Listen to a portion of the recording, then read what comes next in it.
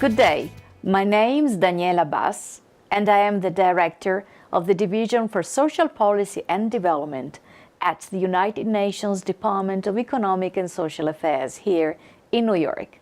My division, which houses the Secretariat for the Convention on the Rights of Persons with Disabilities, has long served as the United Nations focal point on disability issues.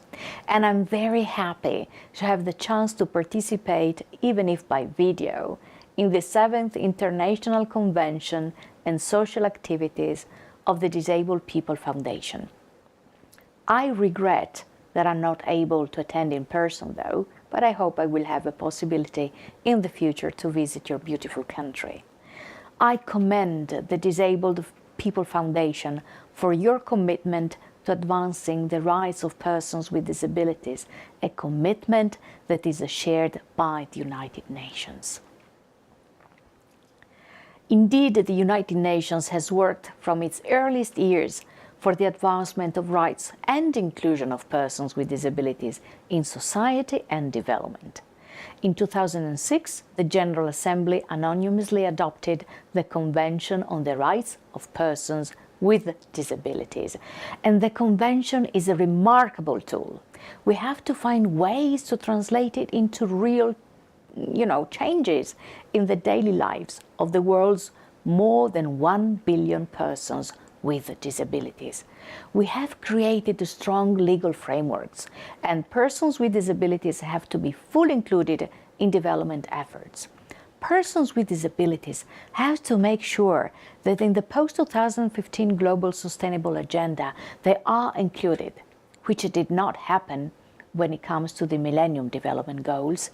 So this is something that we are working very hard to change at UNDESA.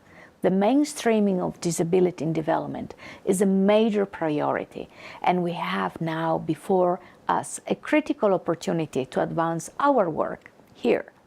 The 2015 deadline for achieving the Millennium Development Goals, or MDGs as they are known, is rapidly approaching, and the international community is in the process of considering a future framework, often referred to as post-2015 development agenda.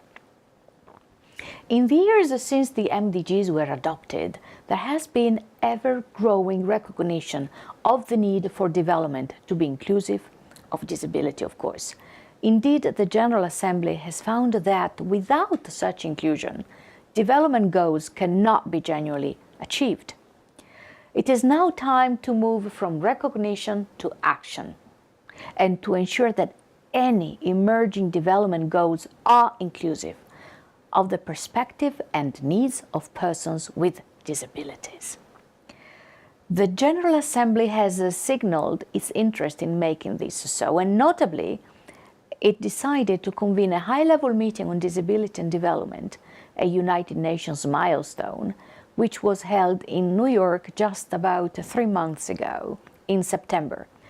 At the meeting, member states adopted an outcome document in which they reiterated their determination to ensure the realization of the MDGs for persons with disabilities, and stressed the importance of giving due consideration to all persons with disabilities in the emerging post-2015 development agenda.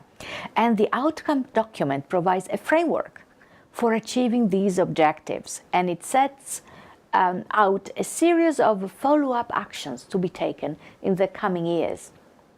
Now, many of these focus on the critical role of social policy in achieving disability-inclusive development, as well as the rights enshrined in the Convention. So, for example, the outcome document calls for all relevant stakeholders, which include, for instance, governments, intergovernmental organizations, and NGOs, to ensure development policies for them to be disability inclusive. Now, additional provisions of the outcome document address social policies in relation to specific aspects of development, such as education, health, labor, and social protection. So The member states of the United Nations, who will ultimately decide upon the post-2015 development framework, have demonstrated a clear commitment to the inclusion of disability in the framework.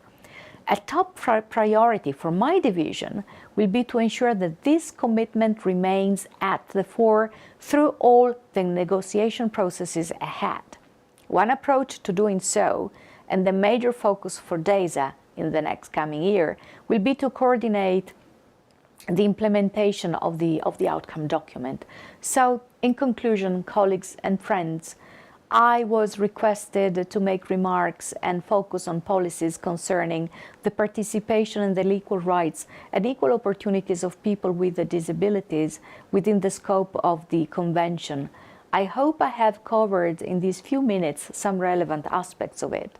I'm sure that other panelists in this session will address other very important topics, such as the regional obligations under the European Union and, of course, the international social protection. I thank you very much, and I wish you a very successful meeting. Goodbye.